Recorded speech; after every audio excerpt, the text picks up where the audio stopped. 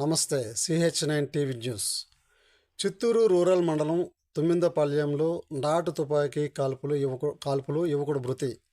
Chittoor rural మండలం తుమ్మిందపాళ్యం గ్రామంలో నాటు తుపాకీ కాల్పుల ఘటన.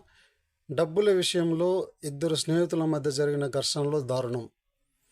సాయి కుమార్ 24 వయసున్న యువకుడిని 26 సంవత్సరాల వయసున్న ఢిల్లీ అనే యువకుడు నాటు తుపాకీతో కాల్చి చంపాడు.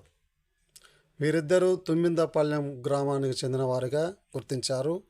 తరచూ పేకాట ఆడటం, వేటకు వెళ్లడం వంటి విషయాల్లో ఇద్దరూ కలిసి తిరుగుతుండేవారని స్థానికులు చెబుతున్నారు. చిత్తపార సమీపంలోని అడవి చేను, చెప్పాలి మామ చేను ప్రాంతాల నుంచి నాటు తుపాకులు గ్రామాలకు వస్తున్నాయని గ్రామస్తుల ఆరోపణ. వేటగాళ్ల వద్ద నాటు తుపాకులు పెరుగుతున్నాయని ఆందోళన చెందుతున్నారు. ఈ ఘటనపై పోలీసులు కేసు నమోదు చేసి దర్యాప్తు ప్రారంభించారు. మృతుడి కుటుంబానికి న్యాయం చేయాలని గ్రామస్తులు మరియు అక్కడున్న బంధువులు డిమాండ్ చేస్తున్నారు.